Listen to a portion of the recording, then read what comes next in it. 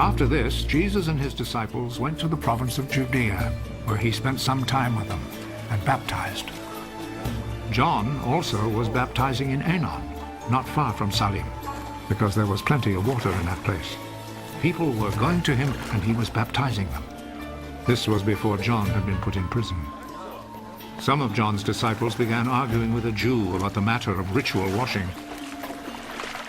Teacher, you remember the man who was with you on the east side of Jordan?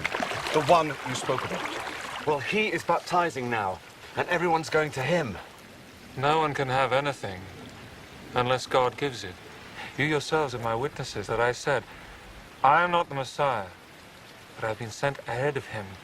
The bridegroom is the one to whom the bride belongs, but the bridegroom's friend, who stands by and listens, is glad when he hears the bridegroom's voice. This is how my own happiness is made complete.